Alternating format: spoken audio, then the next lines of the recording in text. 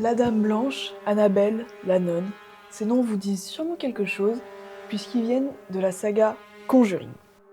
Installés depuis maintenant 10 ans dans la pop culture, les Warren sont maintenant devenus des icônes de l'horreur. Et la saga s'est terminée en septembre 2025 avec Conjuring, l'heure du jugement.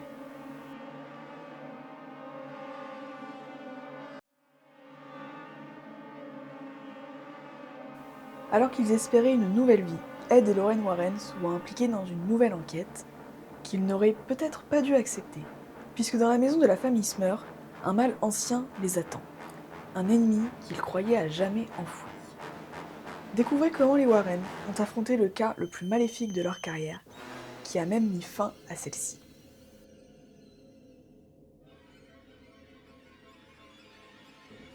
Avec ce 10e opus de la saga, on a hâte de revoir les Warren pour un tout dernier cas. Et même si on devine assez facilement les volontés artistiques, la forme, elle, ne suit pas du tout. C'est pas un mauvais film, attention, je dis juste que ce film-là ne suit pas la continuité narrative à laquelle on était habitué jusqu'ici.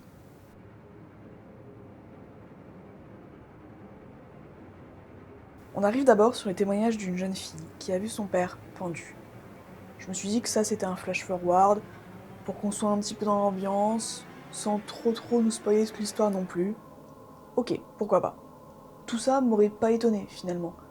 Mais ensuite, on découvre une famille où le duo père-fille ressemble énormément au précédent.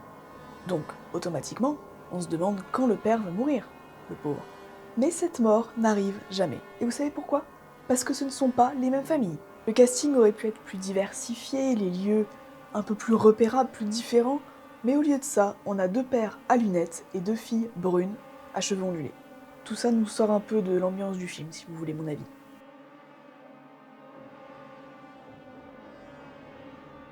Ensuite, Lorraine nous apprend qu'il y a 3 esprits.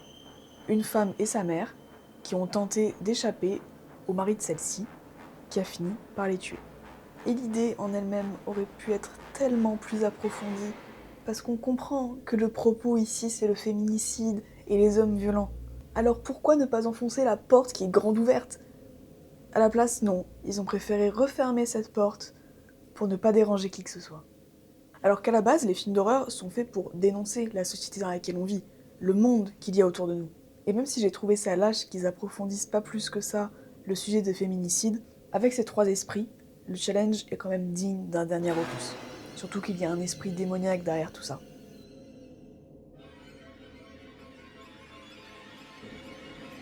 Mais c'est sans compter sur Annabelle qui arrive au milieu du film comme un cheveu sur la soupe. Bien sûr, c'est une icône de Conjuring et de l'horreur de manière générale, mais elle était censée être dans une cage. Cage qui, je le rappelle, est dans une pièce enfermée à double tour, bénie par un prêtre tous les mois. Et ça, on le sait, parce que les Warren nous ont répété depuis plusieurs films que le seul moyen pour qu'elle s'échappe, ce serait que quelqu'un ouvre la porte. Or, là, on n'a pas vu cette porte ouverte une seule fois. Mais laissons ça comme un dernier clin d'œil, un dernier au revoir à la saga. Pourquoi pas. Cependant, un autre détail me dérange. Annabelle, qu'est-ce que c'est que cette enveloppe ? Un petit bébé avec 2 couettes qui tiennent 4 cheveux tout au plus chacun, et qui braille maman, maman en marchant comme il peut. Ce qui faisait le charme d'Annabelle, c'était cette poupée avec cette tête d'ange qui ne bougeait pas d'un poil, mais qui, avec son sourire, vous faisait comprendre que vous n'étiez pas le bienvenu. Finalement, l'esprit aurait dû rester dans sa cage. Parfois, les plus belles fins pour les antagonistes sont celles où ils restent là où on les avait laissés.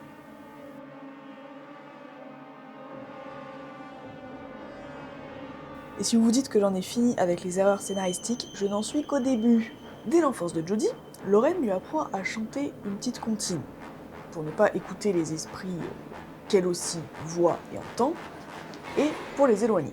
Cette comptine, elle se la répète même dans le restaurant. Quand elle sent elle aussi une entité, elle la chante tout bas avec sa mère, et cette entité part. On comprend donc que ça, c'est son cheat code. Mais une fois dans la maison, malade à cause des esprits, cette phrase ne marche plus. Elle a marché toute sa vie, et là, il suffit que Lorraine la laisse seule avec la goutte au nez dans une chambre pour que l'esprit s'empare d'elle.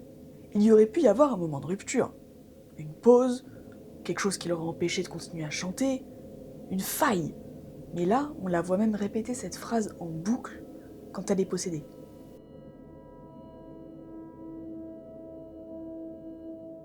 Les scénaristes ont tout simplement pris les règles de l'horreur et les ont jetées à la broyeuse. Alors que si on veut que les spectateurs suivent et comprennent un film d'horreur, il ne faut surtout pas contredire les règles énoncées au début du film. Parce que la magie des films d'horreur repose sur le fait qu'ils suivent les mêmes règles, les mêmes patterns. Et ce n'est pas pour que ce soit plus simple, plus facile à écrire, pas du tout. C'est pour que tout le monde se repère.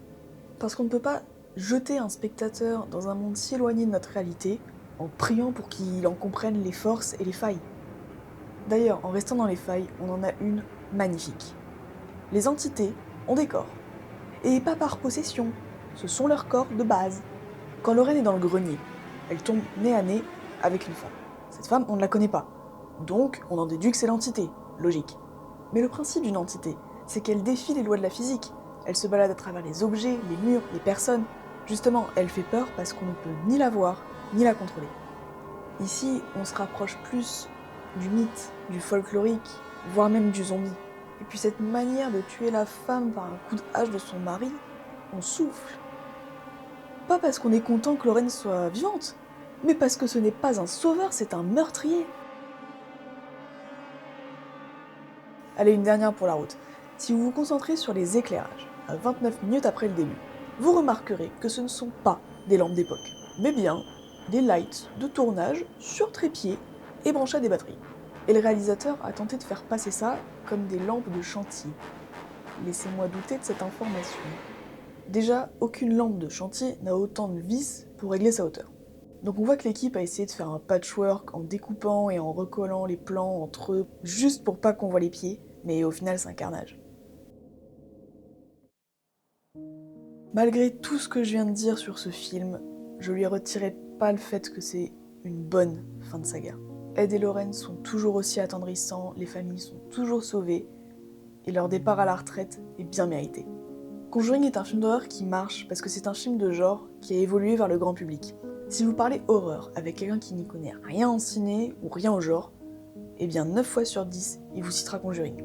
Les critiques d'accro aux détails comme moi sont pleines de jugements et super pointilleuses, mais dans le fond, c'est parce qu'on adore l'horreur.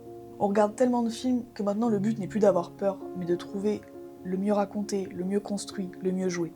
Peut-être qu'au fond, cette critique est aussi pointilleuse parce que je suis pas prête à dire au revoir aux Warren et à leurs aventures.